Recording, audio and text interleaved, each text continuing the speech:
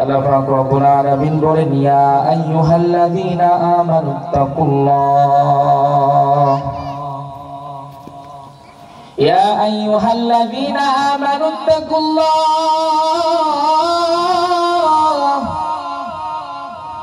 ও দুনিয়ার মুমিন, ঈমান আনার মতো হাক্কা তুকাতিহি ওয়া লা তামুতুন্না ইল্লা ওয়া আনতুম মুসলিমুন। খবরদার, মুসলমান না হয়ে কবরে কিন্তু প্রবেশ করো না।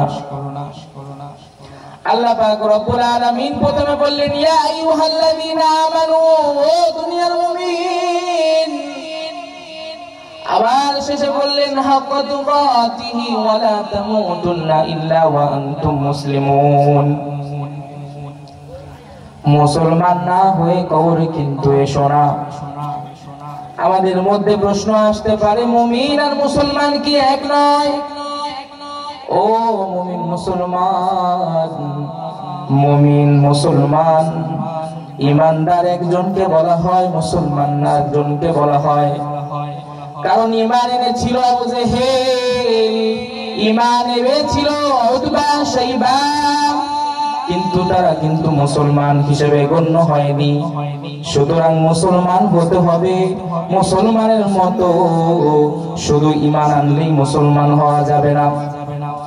যেহেতু সময় সংকট, কেমন ঈমান আনতে হবে? সাহাবীদের মতো ঈমান আনতে হবে। সাহাবীরা কিভাবে ঈমান এনেছিল, তাদের হৃদয়ে কেমন জোশ ছিল, রাসূল সাল্লাল্লাহু আলাইহি ওয়াসাল্লামকে কতটুকু ভালোবাসতেন, আল্লাহ পাক রব্বুল আলামিনকে কতটুকু ভালোবাসতেন, এটা শুধু সাহাবীদেরকে দেখলেই আমরা বুঝতে পারি, নাকি রাসূলকে দেখলে বুঝতে পারবো?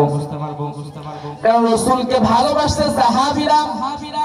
সুতরাং রাসূলকে অনুসরণ করার জন্য সাহাবীদেরকে প্রয়োজন আছে না নাই? জোরে বলেন সবাই, আছে না নাই?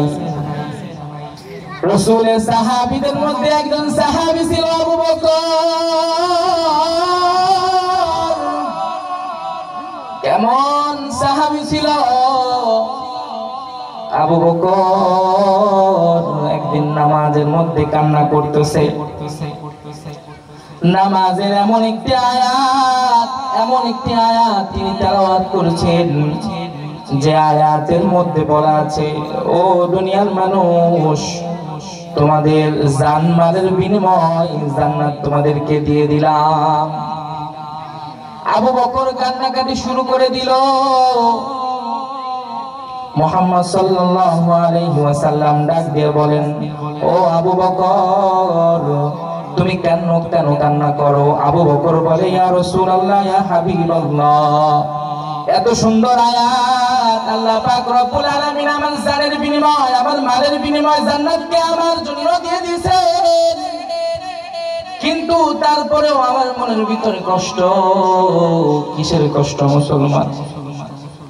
আল্লাহ রাসূল যখন জিজ্ঞাসা করলেন, আবু বকর সিদ্দিক ডাক দিয়ে বললেন, ইয়া রাসূলুল্লাহ, ইয়া হাবিবাল্লাহ, আপনি তো জানেন আমি একজন ব্যবসায়ী, আমি কাপড়ের ব্যবসা করি। গতকাল এক নারী, এক মা আমাকে আমার কাছ থেকে একটি কাপড়ের টুকরা কিনে নিয়ে যায়, আর আজকে বিকেলবেলা, গতকাল বিকেলবেলা তিনি আবার চলে আসে, আসার পরে আবার আমার কাছ থেকে সেই কাপড়ের টুকরা দিয়ে যায়, বলে, আবু বকর,